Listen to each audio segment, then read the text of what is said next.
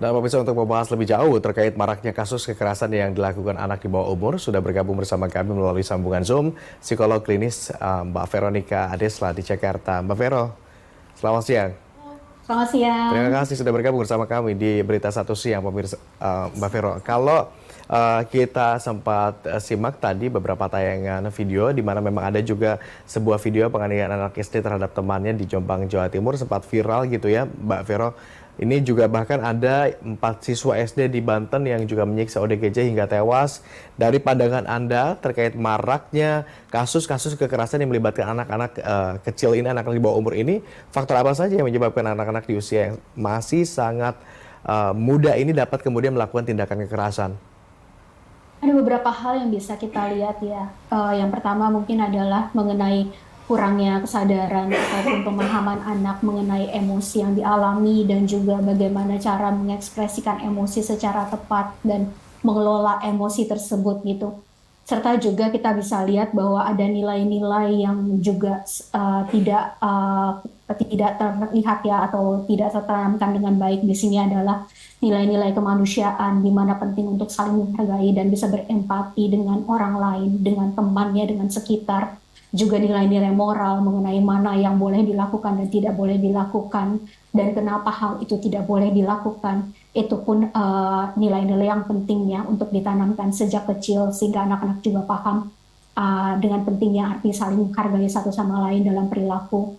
Selain itu juga tentu mungkin perlu dicek beberapa hal antara lain apakah ada perilaku kekerasan ataupun agresi yang dicontoh, baik itu dari lingkungan sekitar, dari keluarga, ataupun juga mungkin dialami di dalam lingkungan tersebut terhadap dirinya gitu ya.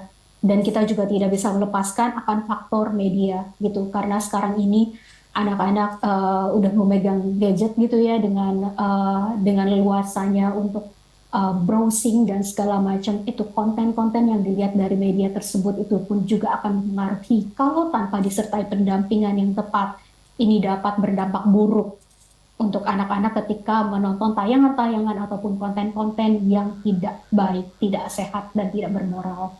Seperti itu. Baik. Jadi hal-hal demikian.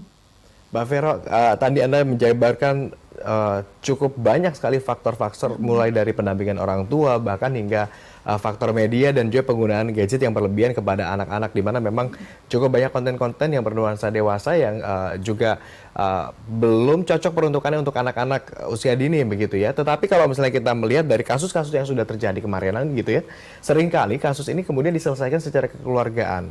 Tetapi apa yang perlu dilakukan agar anak ini kemudian memperoleh efek jerah begitu? Begini, kita perlu paham dengan konsep dasar di mana ada aksi, ada konsekuensi.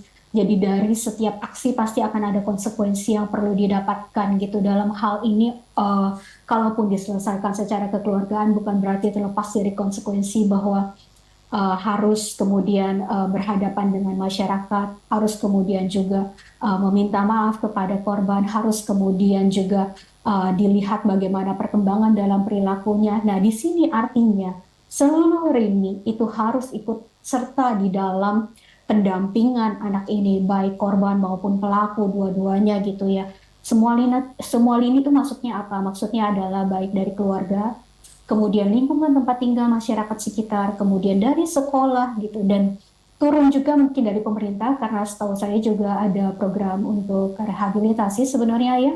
Nah itu harus disesuaikan lagi dengan usianya nanti gitu, sehingga memang benar-benar anak ini bisa mendapatkan treatment yang tepat gitu ya, mendapatkan pendampingan yang tepat sehingga terhindar dari tindakan berkelanjutan dari pelaku maupun dari korban, terhindar dari masalah psikologis yang berat dan juga bisa mengancam masa depannya seperti itu.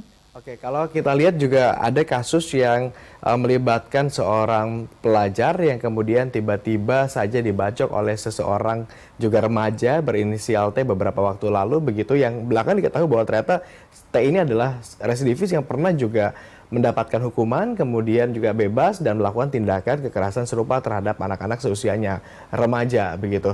Anda melihat dari kacamata Anda ini, bagaimana hukuman yang sebetulnya paling pas untuk anak-anak untuk memberikan rasa jera begitu? Kalau hukuman secara kemudian setelah meja hijau ini kemudian tidak membuat mereka jera, seperti apa harusnya? Oke, nah membicarakan mengenai konsekuensi itu kan berarti harus berhadapan dengan satu dari lini hukum, berarti tentu mengikuti ya undang-undang, mengikuti dengan aturan dan hukum yang harus diterima gitu.